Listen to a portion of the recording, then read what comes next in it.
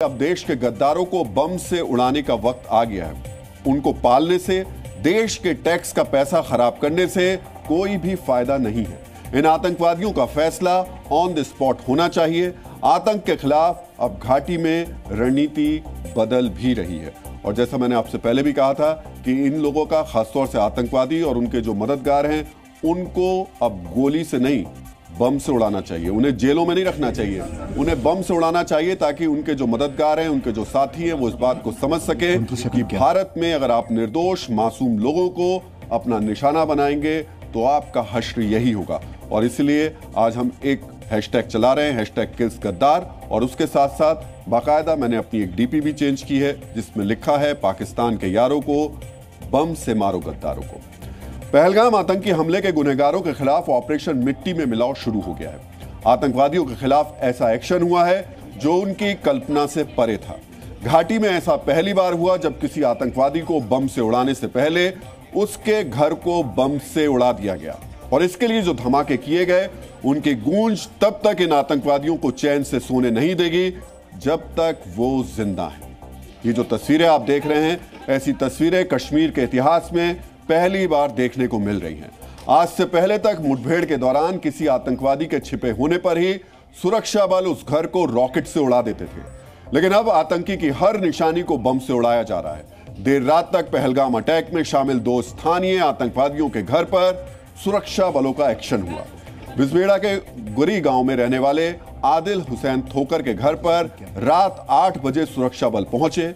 लगभग 4 घंटे की तैयारी के बाद जब यहां धमाका हुआ तो आतंकी का घर सिर्फ 4 सेकंड के अंदर मिट्टी में मिल गया। आदिल हुसैन थोकर उन आतंकवादियों में शामिल है जिसने पहलगाम में मासूमों का धर्म पूछकर उनको गोली मारी।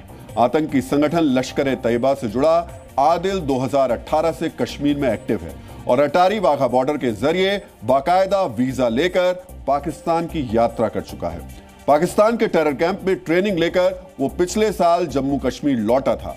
आदिल का नाम इससे पहले जम्मू में सुरक्षा बलों पर हुए आतंकी हमले में आ चुका है।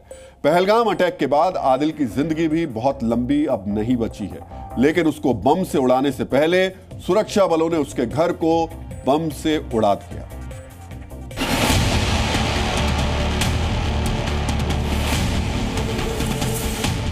मेरे पीछे जो आप ज़मींदोज़ मकान देख रहे हैं, ये आदिल गोरी का है, जिसका असली नाम आदिल ठोकर है। और पुलिस के मुताबिक जो बाइसरन में हमला हुआ, सिक्योरिटी फोर्सेस ने उसका स्केच जारी किया और कहा कि ये इस हमले में शामिल था और लश्कर-ए-तैयबा से जुड़ा हुआ था। ये मकान पूरी तरह से जो है तबाह कर दिया गया है, ज़मींदोज़ कर दिया गया है। खिड़कियाँ, छत, दरवाजे, सब कुछ जो है ग्राउंड पर लाया गया है। इस पर 20 लाख रुपए का इनाम भी रखा गया है जो इसकी खबर देगा। कल रात 8 बजे सिक्योरिटी फोर्सेस यहाँ पे आए और इनको भी और हम इनके पड़ोसी हमको भी बोला कि अपने घर को खाली कर दो, 100 मीटर के फासले से बाहर जाइए। तो फिर रात के 12:30 बजे एक ज़ोरदार धमाका हुआ, सब लोग लरस गए। फिर जब सुबह उठे तो हमने देखा कि ये मकान ज़मीन बोस हुआ था। हम तो पूरा जम्मू कश्मीर इस हमले का मजम्मत करते हैं, कंडम करते हैं। जो हुआ नहीं होना चाहिए था, ये बदकिस्मती की बात है। और जैसा कि मैंने आपसे कहा था कि आज सिर्फ इनके घरों को बम से उड़ाने की बात नहीं की जानी चाहिए, आज इनको बम से उड़ाने की बात की जानी चाहिए। इन आतंकवादियों के मददगारों को बम से उड़ाने की बात की जानी चाहिए। और इसीलिए सोशल मीडिया पर हमने अपने डीपी में ये पोस्ट किया है, लिखा है कि पाकिस्तान के यारों को बम से मारो गद्दारों को। तो जो बम से मारे गए हैं गद्दार, वो एक एक चुन चुन करके मारे जाने चाहिए। लेकिन आज जो हुआ उसमें एक आतंकवादी के घर को बम से उड़ता हुआ तो आपने देख लिया। इस ग्राउंड रिपोर्ट में आपने आदिल के पड़ोसी का बयान सुना। ये कश्मीरी भी उसी इलाके और उन्हीं परिस्थितियों में रहता है जिसमें रहकर आदिल आतंकी बना। लेकिन इस कश्मीरी के दिल में पहलगाम हमले को लेकर गुस्सा है। ये कश्मीरी भी चाहता है गुनहगारों को कल्पना से परे सजा मिले, यानी गद्दारों को बम से उड़ा दिया जाए।